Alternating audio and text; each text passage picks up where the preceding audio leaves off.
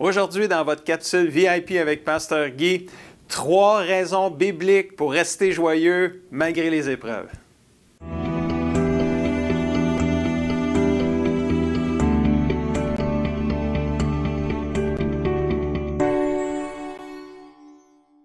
Bonjour amis et familles du CCDM, bienvenue à votre capsule VIP avec Pasteur Guy. C'est une joie pour moi de pouvoir vous offrir de la nourriture spirituelle pour votre âme.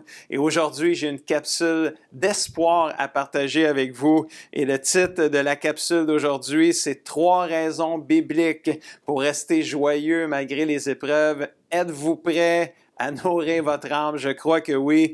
Comment rester joyeux malgré les épreuves que nous vivons sur cette terre? Est-ce vraiment possible de rester joyeux malgré les épreuves? C'est ça qu'on va voir aujourd'hui dans cette capsule. Parce que vous savez, c'est facile d'être joyeux quand tout va bien. Tout le monde est capable de faire ça. Mais comment rester positif? Comment rester joyeux avec la pandémie de la COVID-19 qu'on vit présentement avec toutes ces restrictions, tous les dommages collatéraux qu'on vit aussi depuis 9 mois? Et c'est ça qu'on va regarder aujourd'hui. Au travers le texte de Romains chapitre 5, versets 1 à 5, on va regarder avec vous 3 raisons bibliques pour rester joyeux malgré les épreuves. Si on lit dans Romains chapitre 5, versets 1 et 2, notre texte dit « Ainsi, nous avons été rendus justes devant Dieu. » Nous, c'est les gens qui se sont repentis, qui ont reçu Jésus dans leur cœur, qui sont nés de nouveau. On a été rendus justes devant Dieu à cause de notre foi et nous sommes maintenant en paix avec lui par notre Seigneur Jésus-Christ. On est en paix avec Dieu par notre Seigneur Jésus-Christ. Par Jésus, nous avons pu, par la foi, avoir accès à la grâce de Dieu, amen, en laquelle nous demeurons fermement. Et ce qui nous réjouit, puis ça c'est bon, là, c'est l'espoir d'avoir part à la gloire de Dieu. Donc, la première raison biblique pour rester joyeux dans les épreuves, c'est Dieu offre l'espoir.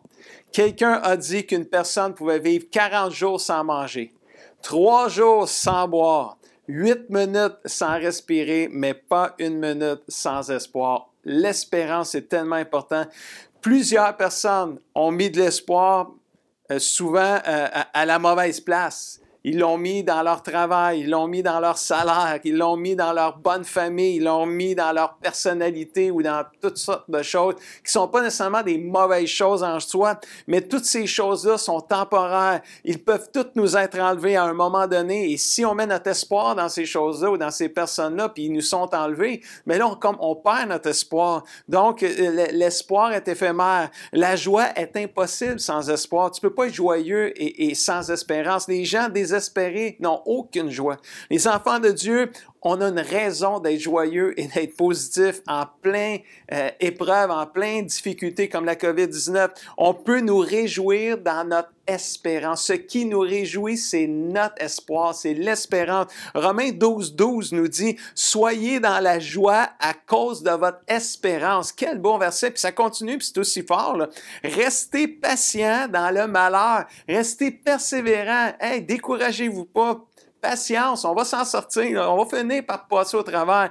Continuez à prier fidèlement, lâchez pas, notre espérance est dans le Seigneur. Cet espoir que nous avons avec Jésus est la première raison pour rester joyeux, même dans les temps difficiles comme la COVID-19. Tu sais que tes souffrances sont temporaires quand tu es un enfant de Dieu. Tu sais, là, ton espérance, si un jour on va être avec le Seigneur, ça va être tout fini. Un jour, on va être délivré de tous ces malheurs. Donc, restons dans la joie à cause de l'espérance qu'on a comme enfant de Dieu. Deuxième raison pour laquelle on peut rester joyeux malgré les épreuves, Romains 5, verset 3, on continue notre texte qui dit « Mais il y a plus. Dès maintenant, nous pouvons être remplis de joie au milieu des épreuves et des souffrances. » Une chance qu'on a la Bible avec nous autres pour nous aider dans les épreuves. Nous pouvons être remplis de joie au milieu des épreuves. Wow! Quel verset! Oui, malgré nos difficultés et nos détresses et nos souffrances, nous triomphons, nous gagnons, car nous savons qu'elles contribuent à notre bien. On en sort toujours gagnant avec le Seigneur dans les épreuves. Elles contribuent à notre bien. L'épreuve nous apprend à être patient. persévérant, nous apprend à porter nos fardeaux sans rechigner ou sans grogner ou sans murmurer ou chialer ou râler. Donc, la deuxième raison biblique pourquoi on peut rester joyeux dans les épreuves, c'est non seulement Dieu offre l'espoir, mais Dieu offre deuxièmement un but. La joie n'est pas l'absence de la souffrance, mais la joie, c'est la présence de Dieu avec nous. On peut se réjouir dans la souffrance parce que Dieu est toujours avec nous, même quand ça va pas bien. L'apôtre Paul est en train de nous dire dans ce texte-là que la souffrance peut produire de bonnes choses dans nos vies. Nous nous réjouissons dans les souffrances car on sait qu'il y a un but derrière celle-ci, c'est la persévérance qui nous amène dans la victoire, dans l'épreuve. La manière de voir les choses, qui est notre perspective, fait toute la différence au monde dans ce que nous vivons présentement. Comment réagirons-nous aux problèmes au travail, aux problèmes à la maison, dans la famille, problèmes de santé, va dépendre de la perspective qu'on a, de la façon de voir les choses. Et l'apôtre Paul est en train de nous dire que la souffrance va produire la persévérance. Et alors que ça fait quoi ça? Ça veut dire que c'est comme si nos épreuves et nos difficultés prennent de la valeur tout d'un coup. Parce que ça devient comme plus facile d'endurer la souffrance quand tu sais qu'il y a un but dedans. J'ai pas dit que c'est facile d'endurer la souffrance. J'ai juste dit c'est plus facile quand tu sais qu'il y a un but dedans. On souffre pas en vain. Ça nous rend persévérants. Cette capacité de pas lâcher, cette résilience-là, même quand la pression est forte. Mais ce qui est intéressant là aussi, c'est que la persévérance produit d'autres choses. Elle nous amène pas juste la victoire dans l'épreuve. Regardez Romains 5, verset 4 nous dit quoi? La persévérance conduit à la victoire dans l'épreuve. C'est inévitable, là. Si tu persévères, tu vas gagner. Tu vas traverser tes épreuves. Tu vas traverser les difficultés. Tu vas t'en sortir. Tu vas gagner. C'est une promesse biblique. La persévérance conduit à la victoire dans l'épreuve. Et la victoire dans l'épreuve nourrit l'espérance. Wow! C'est comme... C'est une roue, là, tu sais. Il y a une épreuve. Oh non, on va persévérer. On va persévérer, on va gagner, on va s'en sortir, on va passer au travers. Puis quand tu passes au travers d'une épreuve, d'un temps difficile, d'un moment de souffrance, mais ça nourrit l'espérance. C'est comme, wow, il y a de la vie là-dedans. Là. Au lieu de voir notre espérance être détruite par nos problèmes et nos difficultés, nos épreuves, elle est comme boostée et nourrie par ceux-ci. Rien n'arrive par accident. Il y a un but, mais pour arriver au but, il faut décider de rester joyeux malgré la difficulté. Il faut décider de persévérer malgré tout. Dieu offre l'espoir, mes amis. Dieu offre un but. Et troisième raison biblique pour rester joyeux, Romains 5:5, cette espérance ne nous déçoit pas, car Dieu a répandu son amour dans nos cœurs par le Saint-Esprit qui nous a été donné. Dieu offre l'espoir, Dieu offre un but, et Dieu, troisièmement, offre son amour dans les épreuves. Nous pouvons nous réjouir en toutes circonstances parce que nous savons que Dieu nous aime, que Dieu ne nous abandonne pas, puis que Dieu est toujours avec nous. Dieu nous offre son amour, sa présence. L'amour de Dieu est si grand, si puissant. Nous savons que Dieu nous aime et qu'il fera concourir toutes choses pour notre bien, même la COVID-19, dans tout ce qui nous arrive. Nous pouvons être dans la joie et ne rien craindre à cause de ces choses. Il y a un verset extraordinaire dans la Bible qui dit ceci dans Isaïe 43, verset 2. Il dit, quand tu passeras par les eaux, là, quand tu vas être dans les épreuves, là, le Seigneur, il nous dit à soir, là, aujourd'hui, je serai avec toi. Quand tu traverseras les fleuves, ils ne te submergeront pas. Ça veut dire que tu n'auras pas par-dessus la tête. Quand tu marcheras dans le feu, ça va chauffer, ça va brasser. Mais le feu ne te fera pas de mal. Tu ne seras pas brûlé. Puisque moi, l'Éternel, ton Dieu, je suis ton Dieu, ton Sauveur. Oui, parce que tu m'es précieux et que tu as du prix à mes yeux et que je t'aime. N'aie pas peur, car je suis avec toi.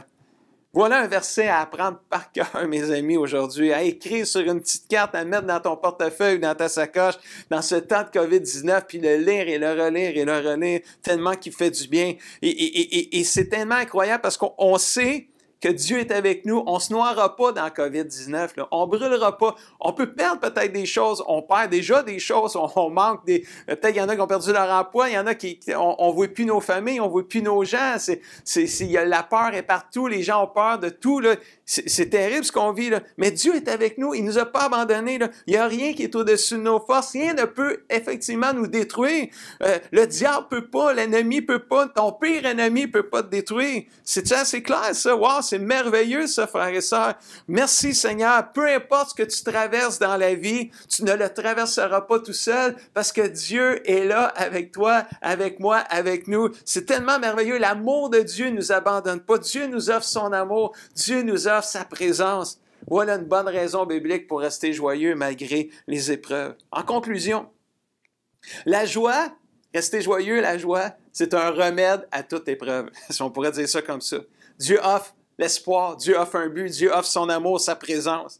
Il y a la persévérance, il y a la victoire, tout vient avec. Là, c'est même plus 3 bonnes raisons bibliques, c'est plein de bonnes raisons bibliques pour rester joyeux malgré les épreuves. Puis je veux terminer avec 2 versets qui sont vraiment chers à mon cœur quand on parle d'avoir un cœur joyeux, de rester joyeux. C'est dans Proverbes chapitre 15, verset 13 qui dit « Un cœur joyeux rend le visage aimable, mais quand le cœur est triste, l'esprit est abattu. » Oh, l'importance de rester joyeux, là. C'est une question aussi de santé physique, émotionnelle, spirituelle et j'ajouterais, c'est même une question de santé mentale. La joie du Seigneur fait tellement du bien, mes amis. Un cœur joyeux, là, même si autour de nous, ça va pas bien, si on est capable de rester joyeux dans les épreuves, ça va nous aider dans notre santé, dans toute notre santé complète, corps, âme et esprit.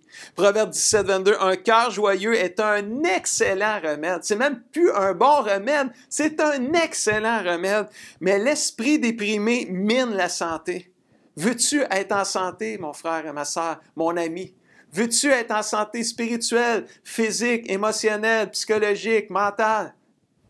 Garde un cœur joyeux dans toutes circonstances. La Bible dit, soyez toujours joyeux. Dans une autre version, ça dit, conservez votre joie.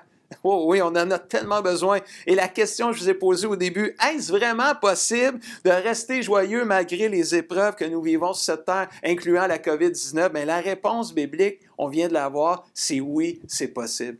Facile? Non. Possible? Oui. Avec le Seigneur, tout est possible. Je vous laisse avec les défis de la semaine, si vous voulez bien.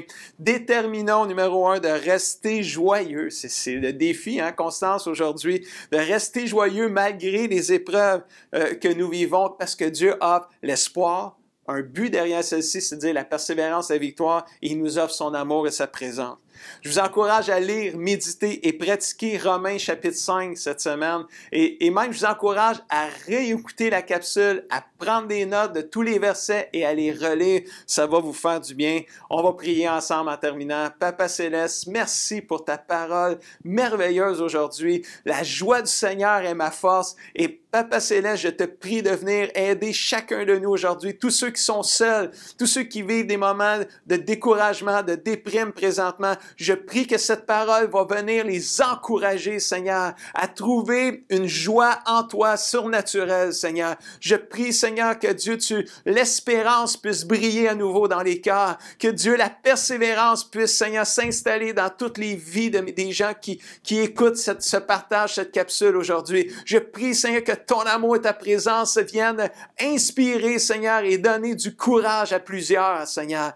Merci, Seigneur, parce qu'avec toi, on sait qu'on va traverser cette épreuve de la COVID-19, Seigneur, victorieux, Seigneur. Dans le nom de Jésus, on le prie. Tout le monde dit un grand Amen et Amen. J'espère que vous avez aimé cette capsule et si vous avez aimé cette capsule, je vous encourage à la partager avec vos amis. C'est une capsule d'espoir aujourd'hui. Je vous souhaite une bonne semaine, plein d'espoir dans le Seigneur, plein de joie dans le Seigneur. Puis je vous dis à bientôt.